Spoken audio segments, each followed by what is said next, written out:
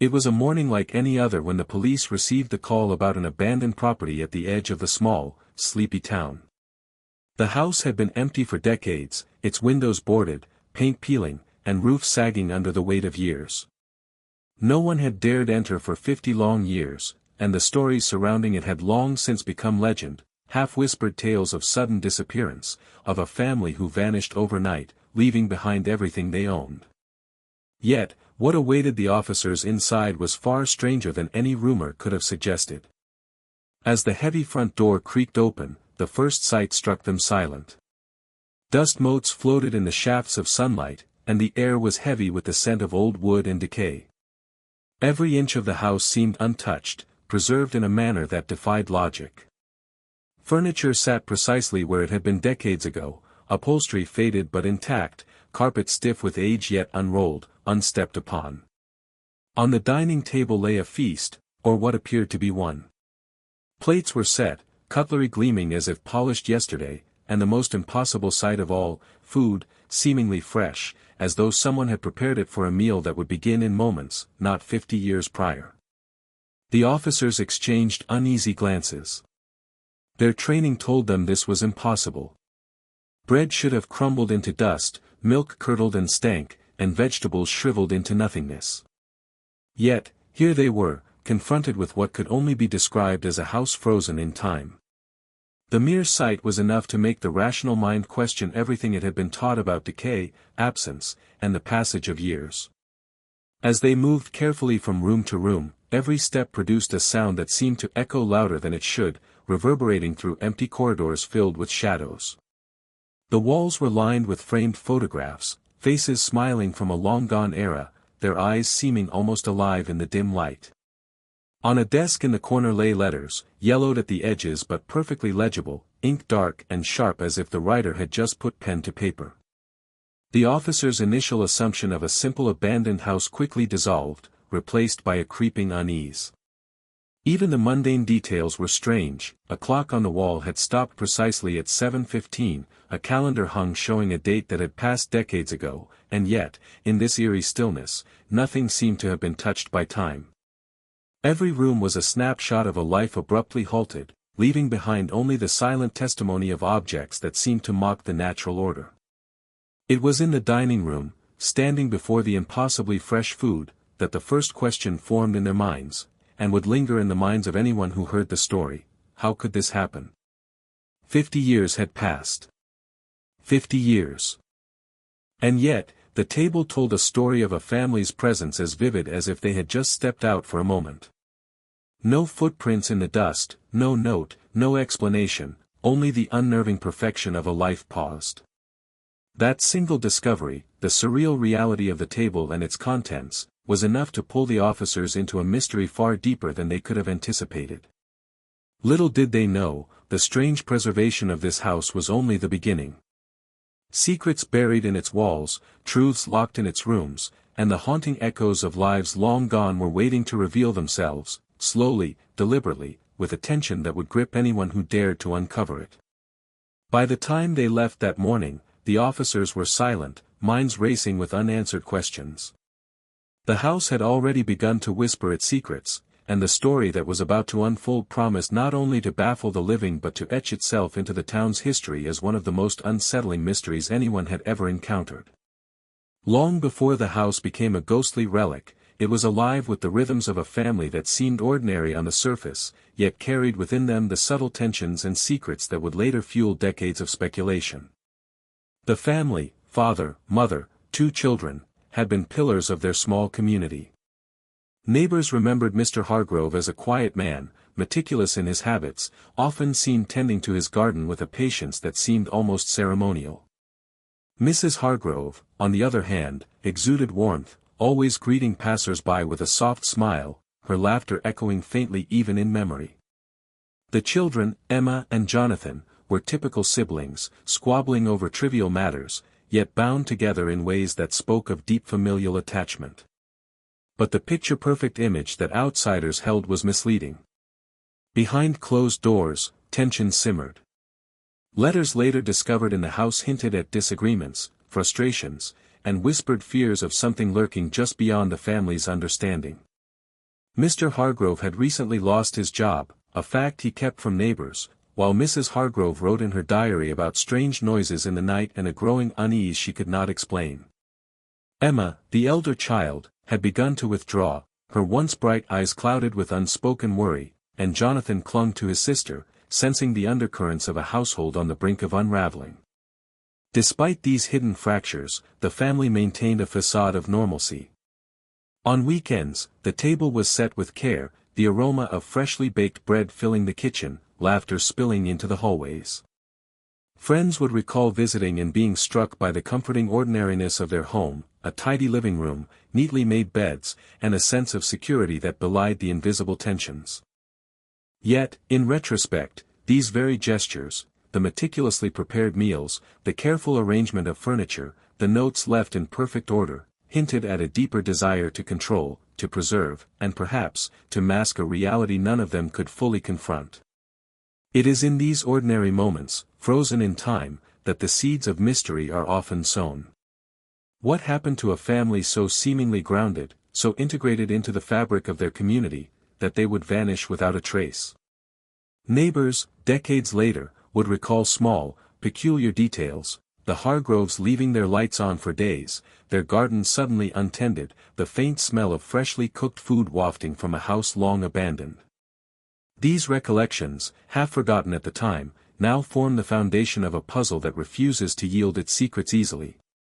The children's experiences, particularly, offer a chilling window into the story. Emma's diary, discovered tucked beneath a loose floorboard, revealed a girl growing up amidst uncertainty, witnessing strange events that her young mind struggled to comprehend. She wrote of shadows that moved independently of their source, of a persistent hum in the walls at night, and of a sense that they were being observed, though by whom, or what, remained unclear. Jonathan, though younger, seemed to absorb the tension in his own way, often seen tracing patterns on the tablecloth as if trying to impose order on chaos he could not name. These fragments of memory and writing humanized the family, making them not just victims of time and mystery, but real people grappling with fear, uncertainty, and the inexplicable. In exploring the Hargrove family's life, one begins to understand the house itself, not merely as a setting, but as a character. It was a repository of memories, emotions, and perhaps even obsessions, shaped by those who lived within its walls. Every meal prepared with care, every photograph hung just so, every letter neatly placed, now serves as both a testament to their existence and a haunting reminder of their sudden absence. The contrast between the ordinary domesticity and the eventual enigma of their disappearance amplifies the tension, leaving one to wonder, did the house preserve them in some inexplicable way, or did it merely bear witness to a tragedy no one could have predicted? The family's neighbors, interviewed decades later, provide additional texture to the story. One recalled seeing Mrs. Hargrove watering the flowers early one morning, glancing over her shoulder with a look of apprehension, as if expecting something, or someone, to emerge from the mist that often shrouded the property. Another remembered hearing laughter echo from an empty house long after the Hargroves were gone, a dissonance that hinted at lingering spirits or perhaps memories refusing to fade. These anecdotes, though anecdotal, paint a vivid portrait of a household suspended between life and mystery, ordinary yet extraordinary in ways that would only fully reveal themselves when the house was finally re-entered by the police. By the time the investigation would reach this family's past, the foundations of curiosity and suspense had already been laid. Understanding who the Hargroves were, beyond the mythos of a vanished family, is crucial to grasping why the house retained its peculiar stillness. Their personalities, their habits, and their secrets are all threads in a tapestry of tension that will grow increasingly complex as the story unfolds. Every choice they made, every interaction they had, seems to echo into the present, challenging the investigators, and the viewers, to reconcile the warmth of domestic life with the eerie perfection of its preservation.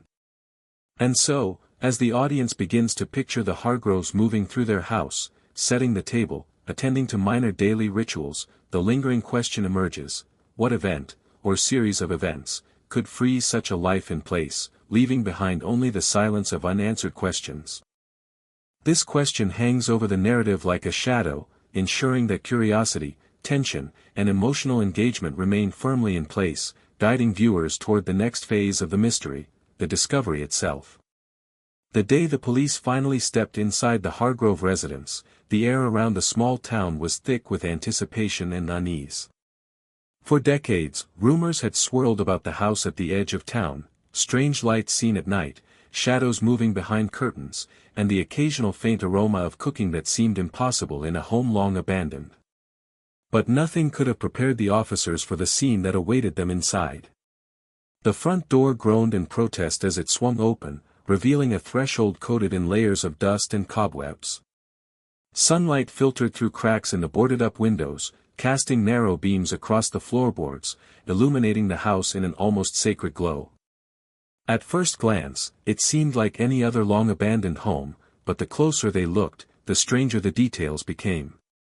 Furniture sat in rigid stillness, as though frozen mid-movement, chairs were pulled out slightly from the table, rugs lay flat and undisturbed, and the curtains, though yellowed, hung as neatly as they might have 50 years ago.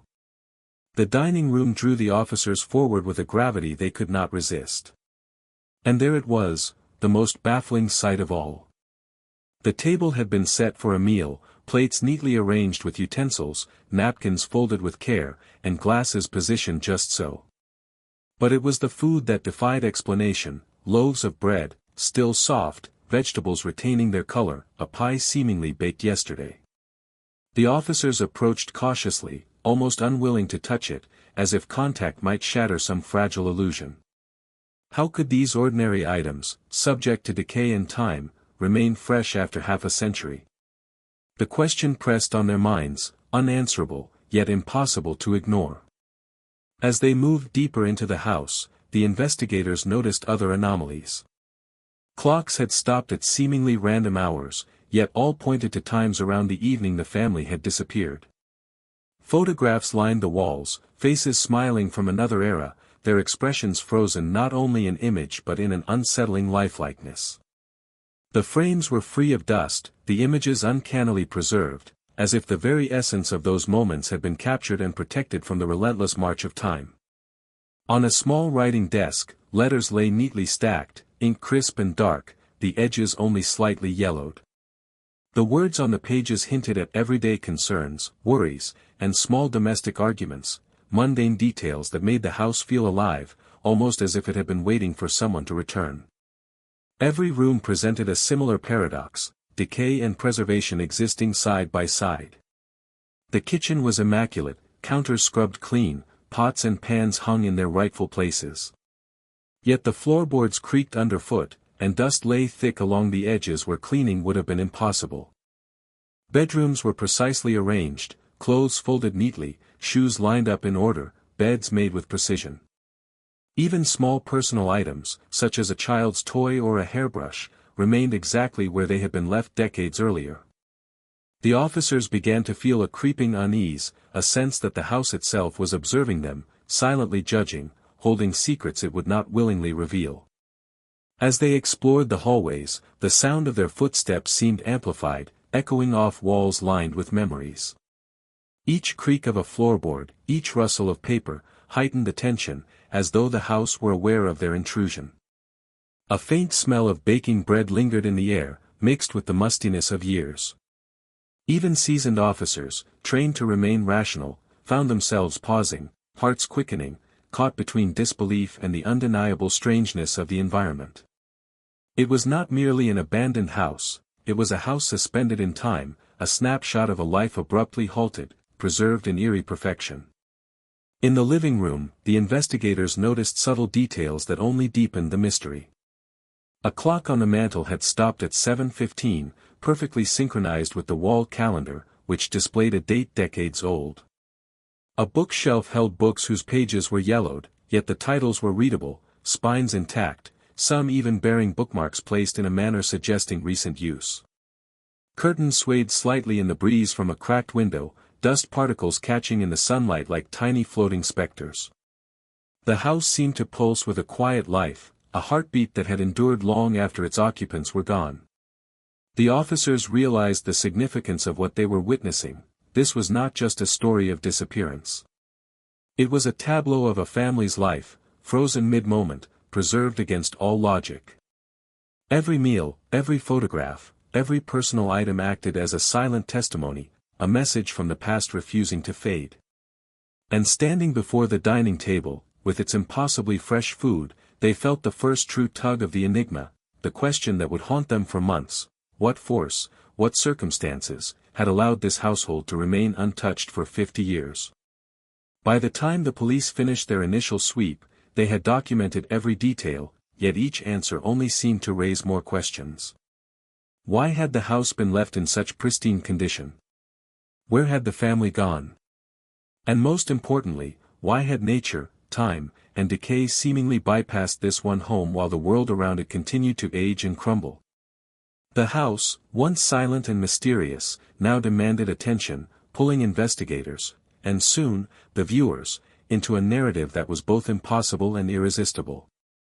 And so, as the first section of Discovery concluded, a chilling realization set in: the house was not merely a backdrop for the story, it was the story itself.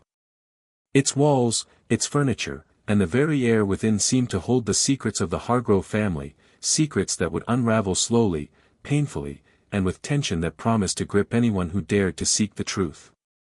This was only the beginning. Once the police had documented the initial anomalies of the Hargrove residence, the real work began. The house itself, a silent witness, had revealed only fragments of a story. The gaps between those fragments would now have to be filled through painstaking investigation. Officers and forensic experts moved through each room, photographing, cataloging, and carefully handling the preserved objects. Yet even the most methodical evidence collection was overshadowed by the persistent, inexplicable freshness of the household items, particularly the food on the table. Every bite seemed to defy natural decay, leaving experts puzzled and forcing them to consider possibilities that no logical mind would entertain lightly. Investigators began reaching out to neighbors who had lived in the vicinity at the time of the family's disappearance. Their recollections were a mixture of mundane memory and eerie impression. Some remembered seeing the family leave the house in the middle of the night, seemingly for a short errand, never to return. Others spoke of strange sounds emanating from the property in the days before the disappearance, footsteps when no one should have been there, muffled voices, and in one particularly unsettling account, the faint smell of food being cooked, drifting into the street long after the home had gone dark. Each story offered tantalizing clues, yet none provided the clarity the investigators desperately sought. The police also combed through old newspapers, local archives, and city records. A pattern began to emerge: the Hargroves were not the only family to vanish mysteriously in the area during that period, though theirs remained the most complete and confounding case. Some articles hinted at financial troubles, unexplained illnesses, and minor disputes that could have motivated sudden departure, or worse. Diaries found within the house added layers of human detail, chronicling daily routines, worries, and fleeting moments of joy alongside expressions of unease. The combination of mundane and ominous details created a sense that the family's disappearance had been preceded by an invisible tension, a shadow hovering over their lives that few outside the home had perceived. Forensic experts brought in for the investigation struggled to reconcile the preservation of food and household items with known science. Mold, decay, and bacterial growth, they explained, should have rendered any organic matter unrecognizable long ago. Yet the loaves of bread, fruits, vegetables, and even dairy products showed no significant degradation. Laboratory tests revealed no chemical preservatives beyond ordinary ingredients, and the temperatures inside the home, as measured, were consistent with an unheated, abandoned building. The logical conclusion was impossible: the house had somehow become a time capsule, freezing certain aspects of life in a state of suspended reality. In addition to physical evidence, investigators interviewed the remaining acquaintances of the Hargroves. A former family friend described Mr. Hargrove as meticulous, bordering on obsessive, particularly when it came to household order. He had a habit of setting everything just so, the friend recalled, but nothing could explain what happened here. 50 years, nothing decayed. It's like they never left at all. Another neighbor spoke of a confrontation she had overheard between the parents months before their disappearance. Words like danger, secret, and must be protected had been exchanged, though the context remained unclear. These interviews, filled with partial truths and fragmented memories, added both tension and potential leads, yet the overarching mystery grew deeper with each new account. Meanwhile, investigators documented every small anomaly within the house, from the stopped clocks to the untouched personal belongings. In one bedroom, a child's toy lay on the floor, pristine, as if waiting for a small hand to pick it up. In another, a journal contained entries abruptly cut off mid-sentence, hinting at sudden interruption. Each discovery amplified the sense that the family's departure had been unplanned, abrupt, and perhaps orchestrated by forces beyond ordinary comprehension. As evidence mounted, the team began constructing timelines and hypotheses, exploring not just who, what, and where, but also how such preservation could even exist in the natural world. Adding further complexity, the local historian provided context about the period in which the family vanished. The town had undergone economic shifts, social unrest, and unusual weather patterns. While none directly explained the family's disappearance, these details suggested that external pressures might have contributed to the events leading up to the sudden halt of life within the house. The interplay between environmental, social, and personal factors created a rich tapestry of potential motives, dangers, and coincidences, each thread needing careful examination. Despite months of meticulous work, the investigators found themselves confronting more questions than answers. How could time appear to have skipped this house entirely? Were there external factors at play, perhaps connected to the broader town environment or an unknown individual? Or had the Hargroves themselves played a role in orchestrating their preservation, leaving behind clues deliberately intended to baffle? The uncertainty gnawed at the team, creating a tension that mirrored the very atmosphere of the frozen house itself. As the investigation progressed, the house revealed subtler, almost cryptic details that deepened the mystery. A half-written letter, tucked beneath the edge of a table, referenced a visitor and a promise to keep the secret. An old photograph contained figures barely perceptible in the background, faces unrecognized, their presence raising questions about who else might have been involved in the family's final days. Small household inconsistencies, a window slightly ajar, a chair moved from its usual place, suggested fleeting moments of activity, contradicting the notion that the house had been entirely abandoned from one day to the next. By the conclusion of this phase of the investigation, the police understood that the case was unlike any other they had encountered. It was no longer merely about a family disappearing, it had become an intricate puzzle of human behavior, environmental oddities, and seemingly impossible preservation. Every lead promised revelation yet carried the weight of deeper uncertainty. And as the officers prepared to take the next steps, examining hidden compartments, consulting experts from around the country, and reconstructing the family's final days, they felt the palpable pull of a story that refused to be solved quickly, demanding patience, attention, and an unflinching eye for the inexplicable. The investigation had officially begun, and with each passing day, the house seemed to draw the authorities, and the audience, deeper into its web. The tension was building, and one undeniable truth emerged: this was a case that would defy expectations, challenge rational thought, and leave those who dared to follow it questioning the very nature of time, memory, and human presence. The next discovery, whatever it might be, promised to change everything. As the investigation into the Hargrove house deepened, the team began noticing details that defied rational explanation. At first, these were small, almost imperceptible anomalies: a teacup placed slightly askew on the saucer, a stack of letters that seemed to have been read and then set down with intentional care, a photograph whose edges were untouched by the dust that had claimed everything else. But as the investigators meticulously catalogued these items, a pattern emerged, one that suggested the house was not merely preserved, but actively resistant to time. Every object, every fragment of domestic life, seemed to hold secrets that demanded scrutiny. The food on the dining table remained the most confounding clue. Experts brought in from nearby cities examined the loaves of bread, fresh vegetables, and pies with precision instruments. Bacterial tests showed no growth, decomposition appeared non-existent, and chemical analysis revealed nothing unusual beyond ordinary ingredients. Even when samples were stored in laboratory conditions for weeks, their freshness persisted far longer than could be explained by known preservation methods. One microbiologist, visibly unsettled, muttered that it was as if the house itself had created a microenvironment impervious to decay. This remark, casual at first, quickly became a mantra for the team. The house was not just frozen in time, it was unnatural. Beyond the inexplicable freshness of food, investigators discovered other objects that seemed to defy logical timelines. A family calendar, still hanging on the wall, showed dates from 50 years ago, yet there were markings indicating plans and appointments that would have occurred after the supposed disappearance. A journal contained entries abruptly ending mid-sentence, hinting at sudden interruption, but the handwriting did not degrade, the ink remaining as sharp as if the author had just lifted the pen. Even the furniture carried subtle anomalies. Chairs that should have sagged under decades of neglect remained perfectly formed, while cushions retained impressions suggesting recent use. Each discovery added layers of tension, leaving investigators questioning whether this was the work of an extraordinary family secret, a chemical anomaly, or something far stranger. Perhaps most unsettling were the letters and photographs.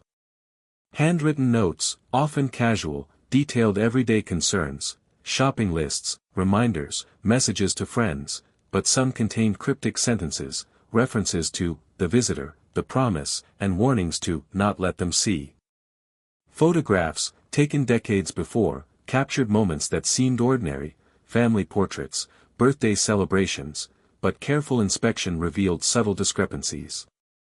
Faces in the background of some photos appeared blurred or shadowed unnaturally, as if someone or something had been intentionally obscured. One image showed a figure near the window, barely visible, whose presence raised immediate questions. Was it an intruder, a family member, or something inexplicable entirely? Experts brought in to analyze these anomalies offered a spectrum of interpretations, none conclusive. Chemists explored the possibility of environmental factors, such as unusually dry air, chemical reactions with building materials, or unknown preservatives. Historians suggested that perhaps the family had access to obscure preservation methods, now lost to time. Psychologists proposed that the house itself might have been a projection of the family's obsessive habits, a tangible manifestation of ritualized domestic order. Each theory had its merits, yet all left gaps, contradictions that only heightened the suspense. One particularly puzzling clue emerged from the kitchen, a cupboard filled with canned goods, some marked with dates from decades prior. While the cans themselves had corroded minimally, the food inside was perfectly edible. Even items that should have spoiled, like fruit preserves and sauces, were fresh enough to taste. The investigators documented this phenomenon meticulously, tasting some under controlled conditions, and confirmed that the preservation was beyond conventional explanation. It was as though the house itself had imposed a law of stasis, suspending biological processes indefinitely. Other domestic details further confounded the team. A clock on the wall had stopped precisely at 7:15, perfectly synchronized with a calendar on the opposite side of the room. Windows that had long been cracked revealed dust accumulation around their edges, yet the surfaces inside remained remarkably clean. Even the air seemed different, stale yet strangely pure, carrying faint aromas of meals long since prepared. Every small observation was recorded, cross-referenced, and re-examined, yet the investigators could find no rational explanation. Neighbors provided anecdotes that deepened the mystery. One elderly woman recalled smelling baked bread from the house long after the Hargroves had supposedly vanished. A former friend remembered visiting the home days before the disappearance and seeing a loaf of bread still warm on the table, a candle burning faintly as if someone had just been present. While such recollections bordered on the anecdotal, investigators could not ignore them. They added a human dimension to the uncanny preservation within the house, suggesting that its strangeness might not have been entirely passive. As clues mounted, investigators also discovered subtle inconsistencies that hinted at potential foul play or secrecy. A small hidden compartment behind the fireplace contained letters never mailed, referencing meetings and clandestine exchanges. Another compartment held photographs of people unknown to investigators, perhaps friends, acquaintances, or visitors whose presence in the home was never recorded elsewhere. Each new discovery carried a weight of tension, raising the stakes and suggesting that the family's story was far more complex than initially understood. The combination of forensic anomalies, preserved objects, and human testimony created a tangled web that defied simple explanation. The house itself appeared to be both the container and the message, holding the past in a state of suspended reality while hinting at events beyond ordinary comprehension. Investigators felt a growing sense of unease, as if the home were silently communicating a secret it would not yet reveal, daring them to piece together the story with incomplete information. By the conclusion of this phase, the strange clues had transformed the investigation into something far beyond a routine disappearance case. It was now a labyrinth of enigmas, each piece of evidence raising more questions than answers. What force had preserved the food, the furniture, the letters, and the photographs? Had the family anticipated their sudden absence and prepared the house to withstand time itself? Or was some other, inexplicable phenomenon at work? The answers remained elusive, but one thing was certain: every discovery deepened the mystery, propelling the investigators, and the audience, toward revelations that would test their understanding of reality, time, and human presence. The stage was set for the next phase, exploring the theories and rumors that had long swirled around the Hargrove family and their impossibly preserved home. Each hypothesis carried its own weight, promising both insight and further uncertainty, ensuring that suspense would continue to build as the story moved toward its inevitable, shocking twists.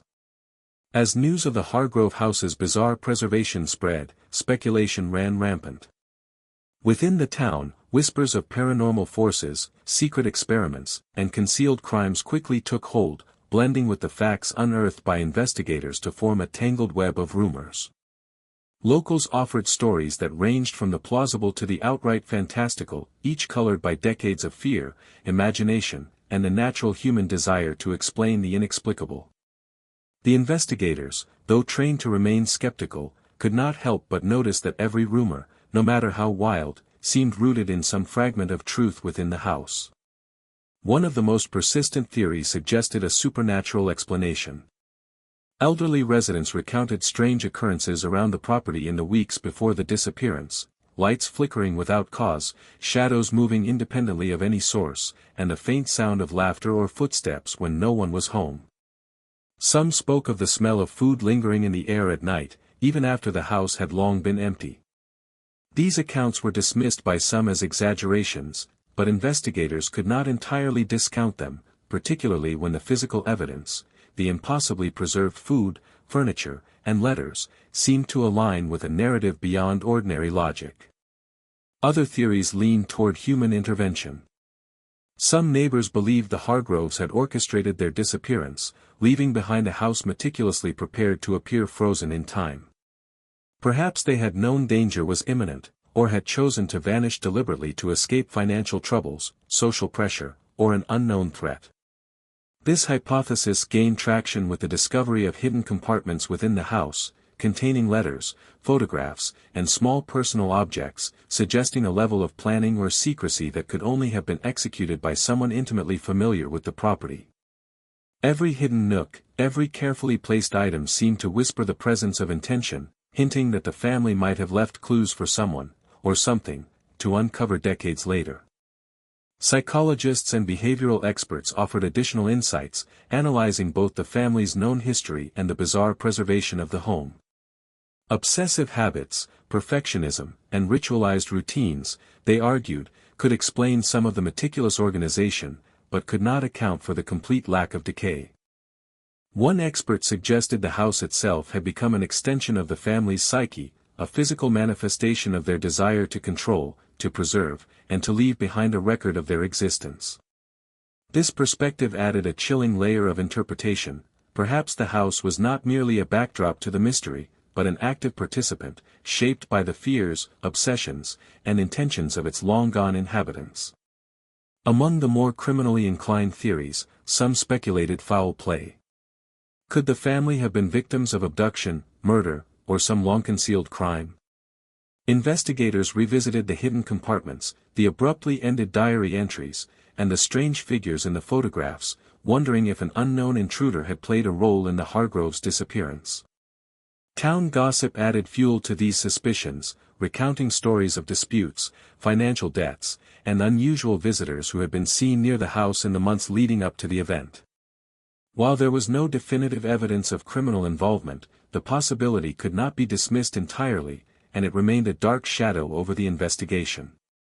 Even historians contributed theories, providing context about the era in which the family vanished. The town had been experiencing subtle social unrest, economic instability, and cultural shifts that could have created pressures for sudden flight or isolation. While these factors alone did not explain the preservation of the home, they added depth to the narrative, suggesting that external forces may have intersected with internal family dynamics to produce an outcome both tragic and mysterious.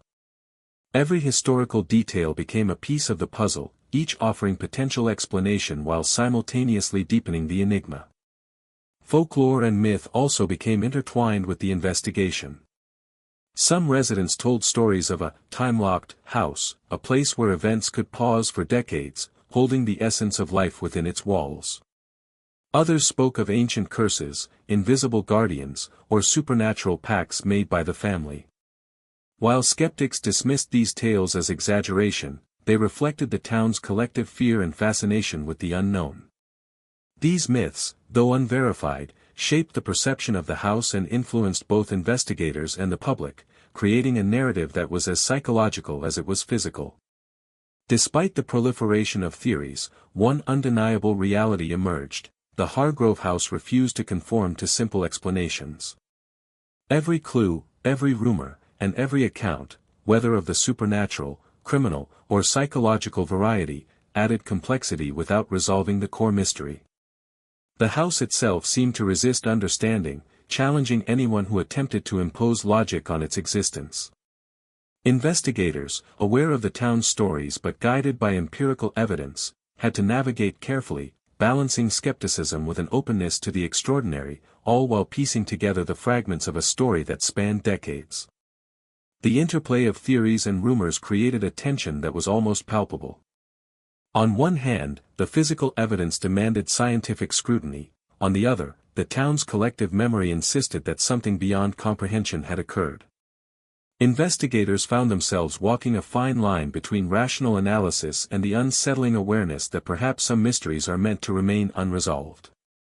Yet each hypothesis, each whispered suggestion, brought them closer to understanding, not necessarily the whole truth, but the complexity of a narrative in which human behavior, unexplained phenomena, and time itself converged. By the end of this stage, the investigators had compiled a detailed catalogue of possible explanations, each with its own strengths and weaknesses. The theories would guide the next phase of inquiry, driving them to re-examine physical evidence, revisit witnesses, and explore avenues previously considered improbable. And as the audience absorbs these possibilities, the tension escalates. The story is no longer just about what happened, but why, and how the strange preservation of life in the Hargrove house connects to forces both human and potentially supernatural. With rumors swirling, evidence in hand, and stakes growing ever higher, the stage was set for a revelation, a midpoint twist that would challenge everything the investigators believed and force the audience to confront the limits of understanding. The mystery of the Hargrove house was far from over; in fact, it was only beginning to reveal the depths of its secrets. The investigation had reached a point where every logical explanation seemed insufficient. The house held its secrets tightly, each discovery raising more questions than answers. Then, in the dim light of a late afternoon, a breakthrough occurred, one that would change the trajectory of the investigation entirely. While examining the study, an officer noticed a faint outline on the wall behind a bookshelf. At first, it seemed to be nothing more than a shadow, but upon closer inspection, it revealed the edge of a hidden panel. With careful hands, they pried it open, revealing a small, dust-filled room that had remained sealed for decades. Inside, the room was stark but meticulously organized. A single desk stood against the far wall, papers stacked in orderly piles. Photographs, letters, and personal items filled the shelves, seemingly untouched by time.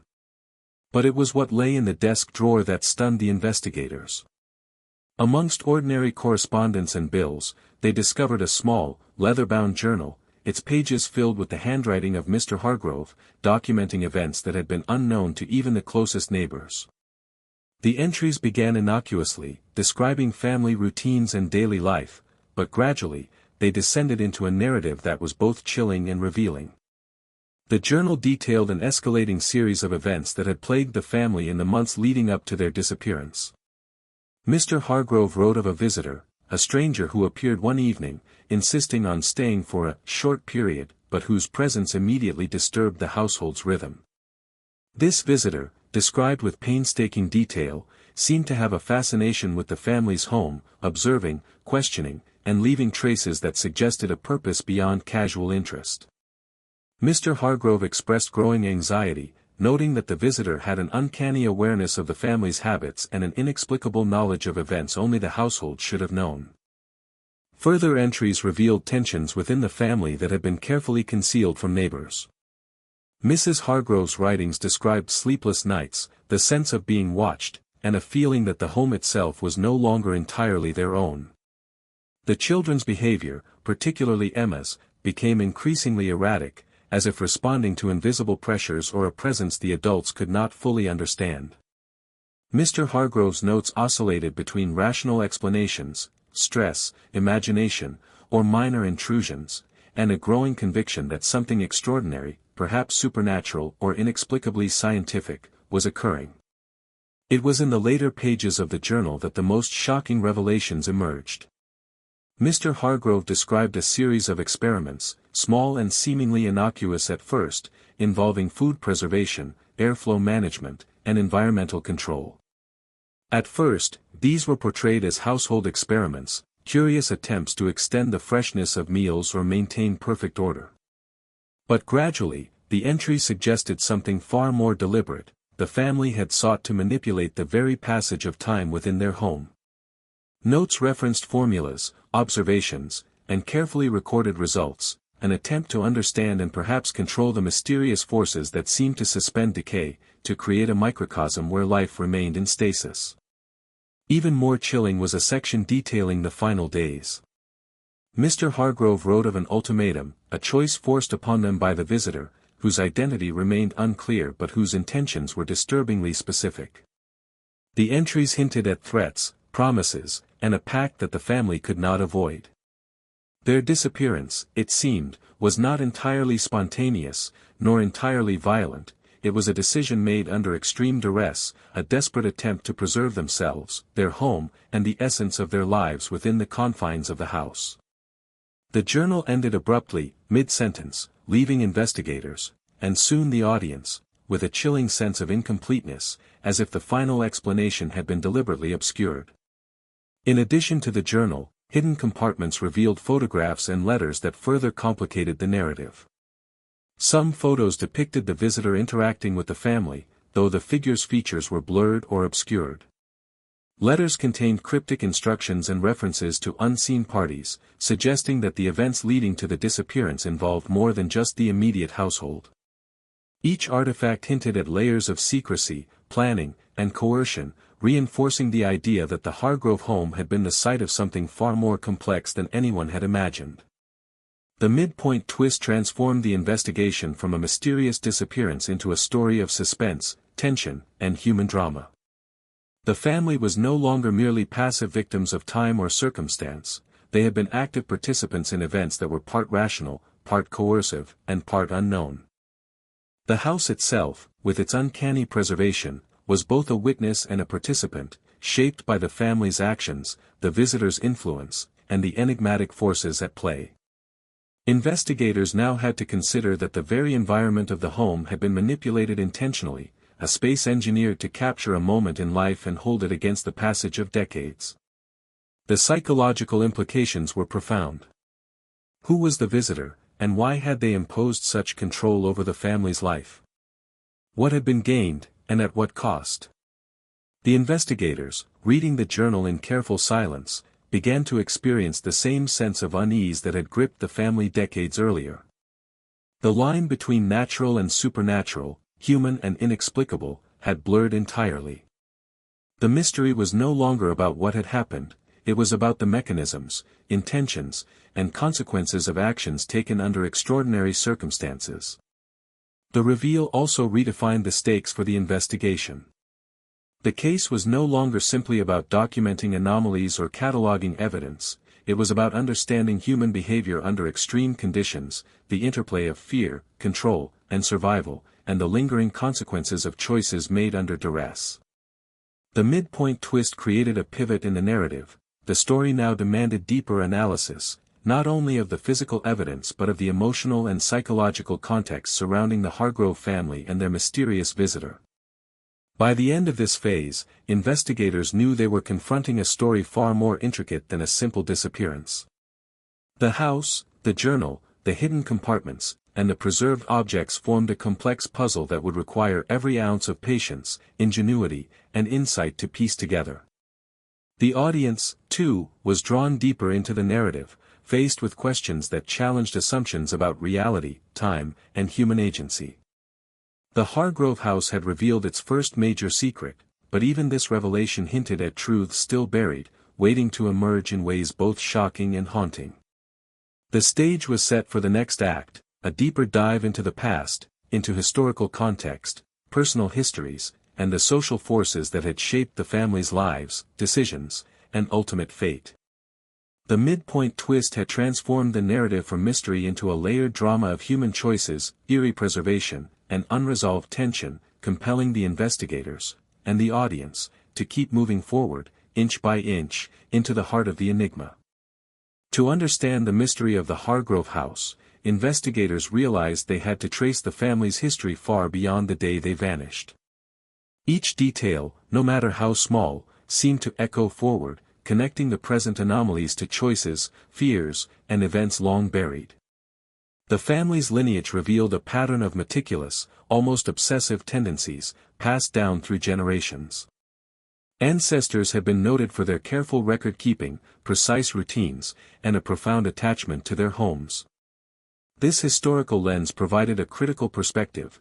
Perhaps the Hargroves' actions, their desire to preserve life within the house, were not isolated eccentricities but the culmination of generational behavior and values. Local archives provided additional insight. Census records, property deeds, and newspaper clippings painted a picture of a family well integrated into the social fabric, yet quietly apart. The Hargroves had owned the home for decades, maintaining it meticulously while participating in community life. They were known to throw small, frequent gatherings, each arranged with careful attention to detail, leaving visitors impressed by the order and warmth of their household. Yet, beneath this surface of normalcy, there were signs of tension, disputes over land boundaries, disagreements over business ventures, and small but persistent rumors of reclusive behavior. These historical breadcrumbs, when viewed collectively, hinted at a family capable of extraordinary care and discipline, traits that may have contributed to the house's uncanny preservation. Diaries recovered from distant relatives revealed more about the family's emotional landscape. Emotional patterns were consistent across generations, a combination of perfectionism, anxiety, and hyperawareness of social perception. These traits manifested in meticulous household management, including food preparation, cleaning routines, and precise scheduling of daily activities. While ordinary families may have overlooked minor details, the Hargroves documented and controlled every element of domestic life. Investigators speculated that this inherited attention to detail had played a critical role in the state in which the house was ultimately found. It was as if decades of small, disciplined actions created a framework for the house to resist decay, both materially and symbolically. The historical context also revealed a series of societal pressures that may have influenced the family's final days. Economic instability during certain periods, local industry closures, and shifting demographics created an environment of uncertainty. Newspapers chronicled minor social unrest, while letters from neighbors referenced unusual behavior in the community. The Hargroves, keenly aware of their surroundings, may have felt compelled to exert control within their home as a way to assert stability amid external turbulence.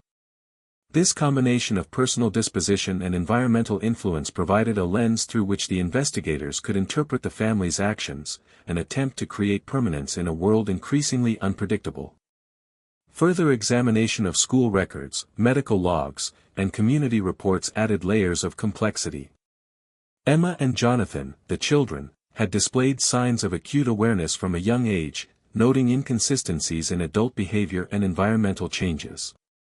Teachers described Emma as precocious and unusually sensitive, while Jonathan was observant, often mimicking routines that reinforced household order. Their reactions to stress, while typical in some ways, also suggested a heightened perception of tension within the home. These patterns contributed to a deeper understanding of why the family may have been compelled to preserve their domestic space with such intensity, anticipating threats both mundane and extraordinary. The town's oral history provided further context, blending fact with folklore.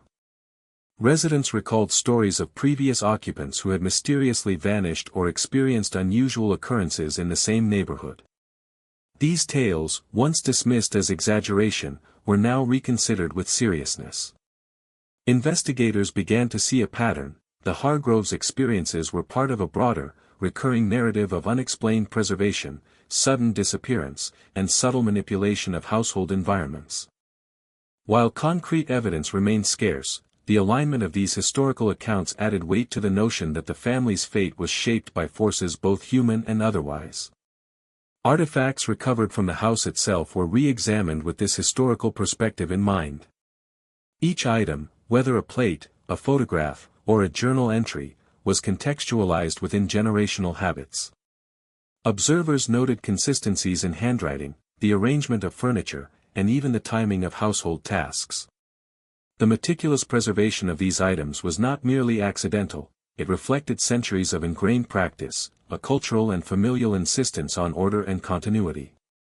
In this light, the house became more than a structure, it was a repository of inherited values, disciplined routines, and the family's attempt to exert mastery over time itself. Investigators also delved into the Hargroves' social interactions.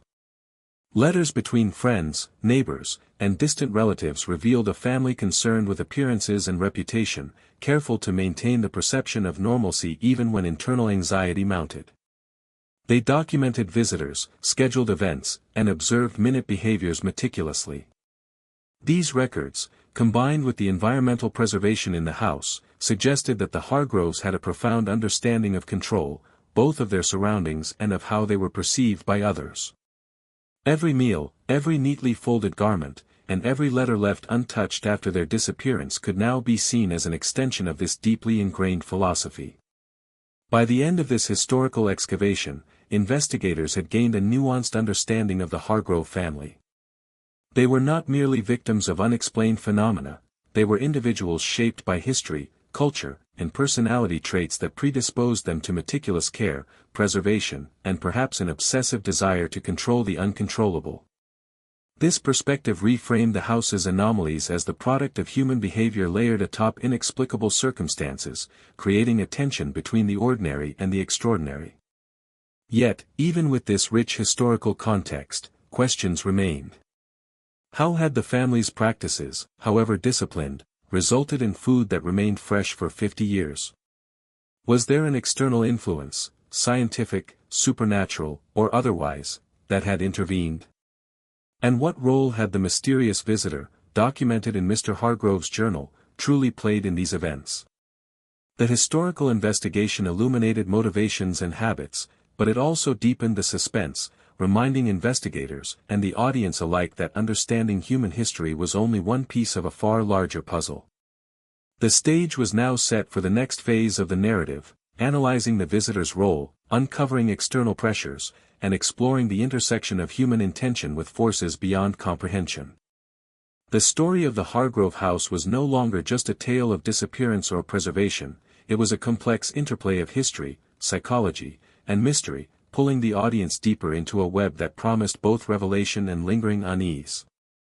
The journal entries, hidden compartments, and photographs all pointed to one figure whose presence loomed over the Hargrove family, the visitor. Initially described as a casual acquaintance, this individual's role quickly became central to the investigation. Investigators pieced together descriptions, timelines, and interactions, revealing a figure both enigmatic and menacing, whose influence on the family seemed profound and unsettling. Every detail suggested that the visitor was not merely a passerby, but a catalyst for events that led to the family's disappearance and the subsequent stasis of the household.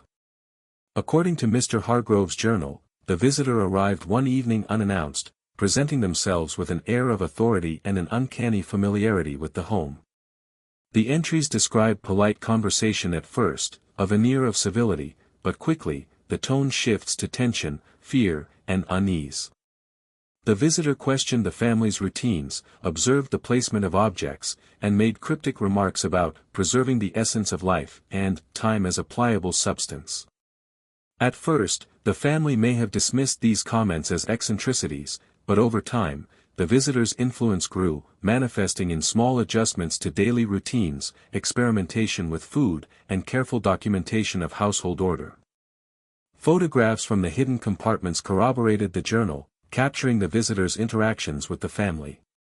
In some, the figure appeared in the background, shadowed and ambiguous, their presence almost spectral. In others, the visitor was closer, examining objects, pointing to details, and communicating with the Hargroves in ways that suggested authority and control. Investigators noted the deliberate positioning of the visitor in each image, hinting at a deliberate narrative or perhaps a subtle manipulation of reality itself.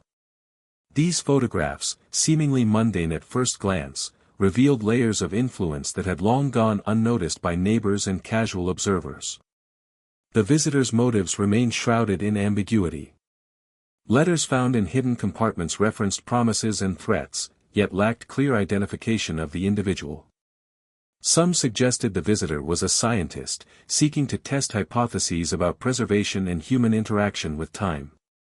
Others implied a more sinister intention, a manipulator who coerced the family into compliance through psychological pressure. Investigators explored both avenues, considering the possibility of scientific experimentation or criminal exploitation, yet no concrete evidence could fully explain the visitor's goals. Neighbors recalled fleeting glimpses of an unfamiliar figure near the Hargrove property in the weeks leading up to the disappearance. Some described a tall, thin individual, always moving with purpose and avoiding unnecessary attention. One elderly witness remembered seeing the visitor carrying what appeared to be notebooks, scribbling observations while remaining hidden behind trees. These sightings, while sporadic and anecdotal, provided a chilling sense of surveillance and confirmed that the visitor had not only entered the household but had monitored it from outside, reinforcing the sense of control and manipulation described in the family's journals. The psychological impact on the family was profound. Mr. Hargrove's entries describe sleepless nights, heightened anxiety, and an obsessive focus on maintaining household order in response to the visitor's presence. Mrs. Hargrove's writings convey fear and resignation, noting the visitor's insistence on participation in experiments and observation of daily routines. The children's behavior became increasingly rigid, suggesting that the visitor's influence extended beyond the adults, shaping the entire household environment. It was as if the visitor had imposed an invisible framework over the family's life, directing actions and reactions with subtle but undeniable authority. Investigators considered the possibility that the visitor had been responsible for the extraordinary preservation of the home. Could this individual have engineered conditions to maintain food, furniture, and personal items in perfect stasis? Laboratory analysis suggested that while environmental factors contributed partially, something more deliberate was at play. The visitor's involvement, whether through scientific means, ritualized manipulation, or some other unknown method, appeared to intersect directly with the anomalies observed by investigators. This realization elevated the visitor from a peripheral figure to the epicenter of the mystery. Complicating matters further were cryptic entries in the journal referring to choices made under duress and the pact fulfilled. These phrases suggested that the Hargroves' disappearance was not entirely voluntary, nor entirely forced. It was a complex interplay of coercion, compliance, and survival. The visitor's identity and role remained central to this dynamic, a figure whose motivations could range from benevolent guidance to malevolent exploitation. Each entry heightened the tension, leaving investigators and the audience grappling with the unsettling realization that the family had been caught in a scenario far beyond ordinary comprehension. Analysis of the visitor's potential influence extended beyond psychology into logistics. Investigators noted subtle environmental modifications that aligned with the family's daily routines, adjustments to airflow, strategic placement of food, and careful control of light and temperature. Whether these measures were implemented by the family under direction or directly by the visitor remained uncertain, but their effect was undeniable. The house had become a controlled ecosystem, a space where time and decay were altered, and the visitor's presence appeared inextricably linked to these anomalies. By the end of this phase, it was clear that the visitor's role was pivotal, connecting the dots between human intention, environmental manipulation, and the unexplained preservation of life within the Hargrove house.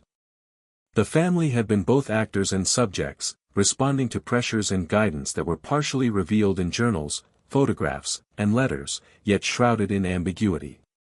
For investigators, understanding the visitor's identity, methods, and motives became the key to unlocking the next stage of the mystery, one that would delve into broader implications and the final pieces of a puzzle that had remained hidden for 50 years.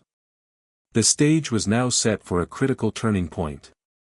The visitor, once a shadowy figure in scattered accounts, had emerged as the linchpin of the narrative. Every anomaly, every preserved object, and every documented behavior in the house could now be reinterpreted through the lens of their influence. The audience, like the investigators, was left suspended in tension, aware that the next revelations would challenge assumptions, reveal hidden truths, and bring the story closer to its haunting, inevitable climax.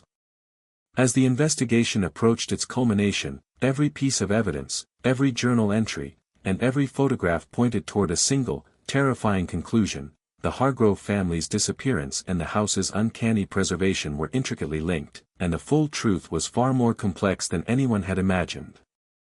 The visitor's presence, the family's meticulous habits, and the anomalous environment of the house had combined to create a phenomenon that defied conventional understanding. The investigators were now prepared to confront the final revelations, piecing together decades-old events with painstaking care and emotional intensity. The breakthrough came when forensic experts examined hidden compartments for the last time. Behind a false panel in the basement, they discovered a collection of documents that had been deliberately concealed. Among them were detailed notes, maps, and diagrams, seemingly drawn by the visitor, outlining methods of preservation, control, and observation. The documents revealed that the visitor had spent years studying the family, analyzing their routines, and ultimately guiding them into creating the stasis that had baffled investigators for decades. The visitor's intentions were partially scientific, partially manipulative, and tinged with an obsession that mirrored the family's own meticulous nature. Cross-referencing the documents with the family's journals revealed a chilling synergy. The Hargroves had willingly participated in experiments, initially out of curiosity and later under subtle compulsion, adjusting every aspect of their household in ways that extended beyond ordinary domestic discipline. Food was prepared, arranged, and stored with precision, airflow and temperature were controlled, and light exposure was subtly manipulated, all measures that created a microenvironment in which decay was slowed to near impossibility. Every act, no matter how mundane, contributed to the extraordinary preservation that had mystified the town and baffled investigators. Yet the revelations did not end with physical manipulation.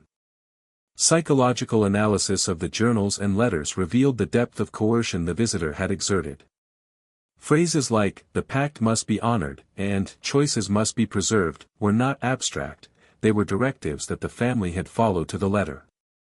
Fear, obligation, and a desire to protect one another bound the family together, compelling them to maintain routines that ensured their environment remained frozen. The visitor, through a combination of charisma, manipulation, and subtle threat, had orchestrated a scenario in which the family became both subjects and participants in a living experiment that would last half a century. The investigators also uncovered evidence of the visitor's broader ambition. Notes suggested that the Hargroves were part of a series of case studies, targeting families with meticulous habits, strong domestic routines, or particular psychological traits. While the full extent of this operation remained unclear, the implication was chilling: the visitor may have used the Hargroves as a model, testing methods that could influence human behavior, environmental control, and the perception of time. It was a revelation that blurred the lines between science, obsession, and manipulation, suggesting that the family's experience, while unique, was part of a calculated design that extended beyond their home. Emotional accounts within the journals offered the most haunting insight. Mr. and Mrs. Hargrove described moments of hope, despair, and resignation, revealing the human cost of their participation.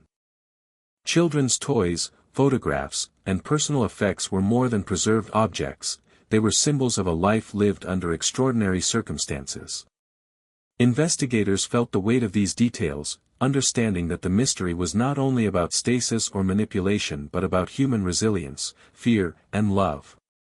The family's commitment to one another, even under duress, had created a temporal snapshot that preserved not only objects but the essence of their lives. The investigators faced one final, chilling discovery. In the deepest hidden compartment, they found a small device, whose purpose remained partially enigmatic. Technical analysis revealed that it had been used to regulate airflow and temperature within the house in precise increments, further stabilizing the environment. Its design suggested knowledge beyond ordinary domestic engineering, reinforcing the theory that the visitor's influence was deliberate, calculated, and highly sophisticated. The device, combined with the family's adherence to routines, had created a scenario in which the house itself became a vessel of suspended time, preserving life as though frozen in amber. The culmination of these discoveries brought a complex emotional and intellectual payoff.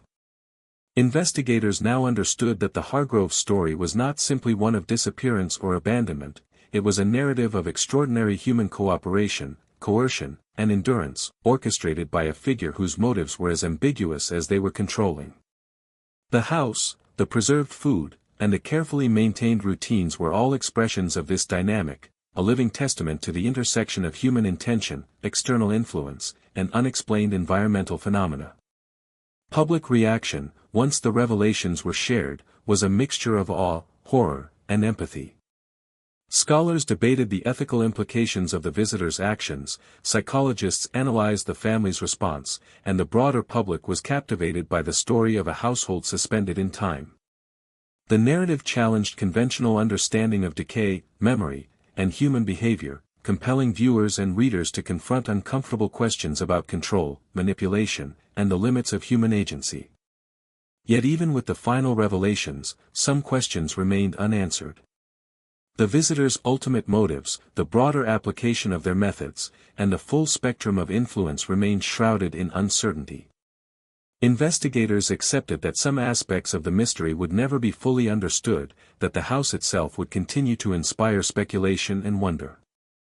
The story's power lay in its ambiguity, the delicate balance between human agency and forces beyond comprehension, and the haunting reminder that time, memory, and life itself could be manipulated in ways both extraordinary and terrifying.